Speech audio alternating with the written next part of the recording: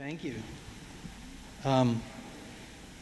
Martin asked me if I would give a sort of witness, I think, of what this place means and what the possibilities for this place might be. And so basically what I'm going to try to do is give you a sort of a look back at where we've been, sort of define where we are today, and hopefully together we can look forward to the future. Really, it's going to be an invitation for you to deepen your commitment to this place, to this community, to this church, and your faith. In the year 2000, my wife and I moved out here and became members of Grace. And Father Stephen was the rector at that time, and we filled out one of the little cards in the pew. We met with them, and it was a very vibrant community. And he said, oh, well, being a part of Grace is more than just showing up on Sunday. There's a lot more. Yes? Closer? Is that better? Okay. It's okay. There we go. So it's more than just showing up to church on Sunday. We have many ministries that we're doing. We want you to be engaged in part of those other things. And that was exactly what my wife and I were looking for. And so we began to try to discern what our gifts were that we had to give the community. One of them, he asked what I did. I told him I was a planner. And so Father Stephen said, well, maybe you can help in that area a little bit. And there was some, he was trying to he had a vision of this campus being developed in the future. He had, the aspiration was to become a programmatic church where we had a lot of different things to offer everyone from the moment that you're born, and see you through the end of life. And really, it even transcends that.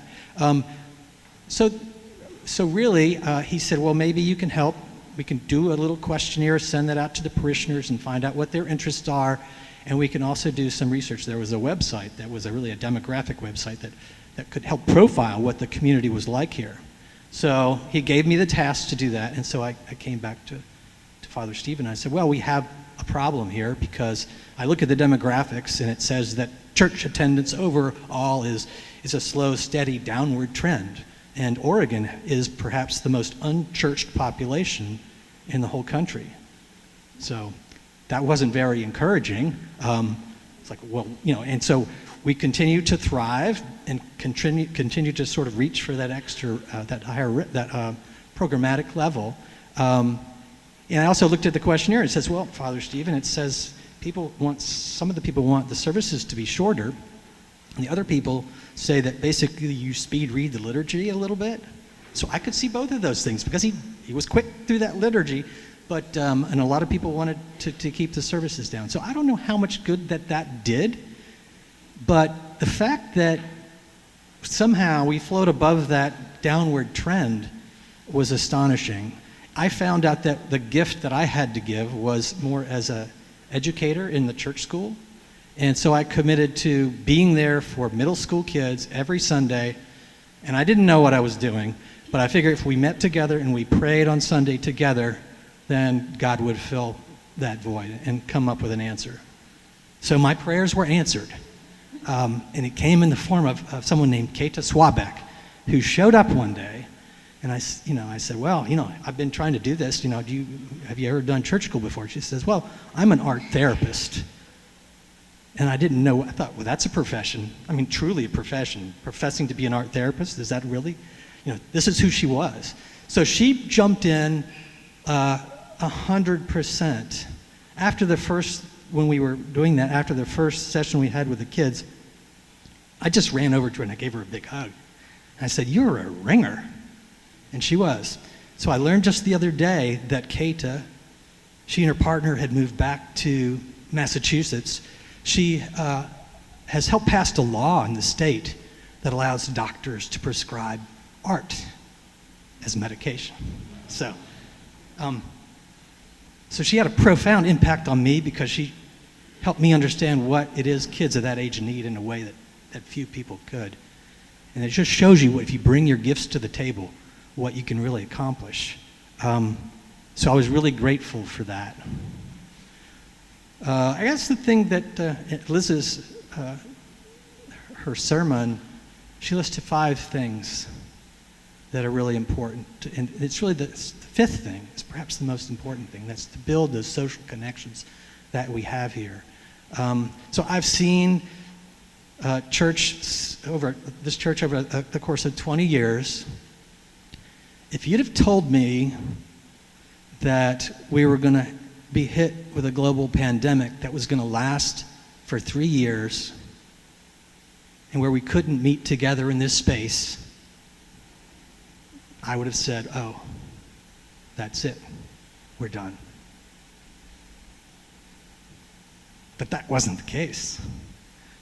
We had a new minister, Martin, who had a different set of skills. We had a new group of people that were all here that somehow, managed. We overcame a lot of technological hurdles, and I have to point to 2 people in particular: Martin, number 1, and also Evelyn, who's sitting over there amongst all that gear, who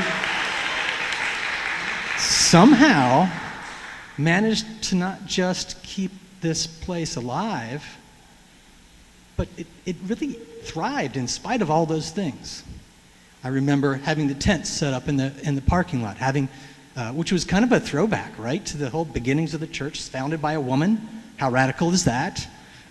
In a faith that accepts all people, and all means all. Women, priests, gay, and everyone. The door is open to everyone here, and that's another thing that I really love about this place. Another thing that keeps this place going in spite and against all odds. So there's an invitation coming here, and that is to deepen your financial commitment to this place because it will reward you. To think and discern about what your gifts are that you have. What are the gifts that you're withholding? Uncomfortable, huh? What are your aspirations? We can't go back and make grace what it was before the pandemic. I mean, if the devil could come up with something that could destroy a church, it was COVID. Because in the case of a flood, the waters come in and take lives and wipe property away, or if an earthquake were to come, but you always hear the story of people getting together and rebuilding from that. Well, here, the trouble was that the threat was each and every one of us. So it didn't just drive us apart. It kept us apart, and so that if you were the devil and you could think of some way to destroy a community, that was it. So 11 May 2023, the CDC said that the pandemic was over. Well, I kind of disagree because I think that you've heard of long COVID and short COVID. While I really kind of think there is no such thing as short COVID, it's really long COVID because it's hurt a whole group of people that were going to school. It really challenged us, and I'm looking across the people in this church, and I'm seeing so many people and so many faces out there, some of whom I know for many years and some are new faces. And so I'm here to say, despite all odds, there's something going on here that is beyond us, and I definitely want to be a part of, and I hope that you'll choose to be a part of it too, and to really say, okay, what gifts am I holding back? What can I give? Okay, can I make that next step? You'll feel a little bit maybe philanthropic if you do, because this place runs on a shoestring. We're known for art camp. That's one of the ministries that has managed to endure. Some of those ministries are yet to be resuscitated. Let's do that. Let's try to resuscitate those ministries. And so the budget for this church to keep the lights on, to keep things going for the whole year is about the same amount of money that it takes to run the art camp for 7 weeks. So it really kind of runs on a shoestring. So think about that next level of giving financially. And I can tell you the rewards are going to be fantastic. So that's the invitation to you. Think about it. Deepen your commitment, and the rewards the gifts that come back will be amazing. And I need to thank you too, because when we moved here 20 years ago, we didn't have any kids. And this has been a still point in a spinning world. And thank you for raising my children with me. So I hope you'll consider a deep gift to this place. Thank you very much.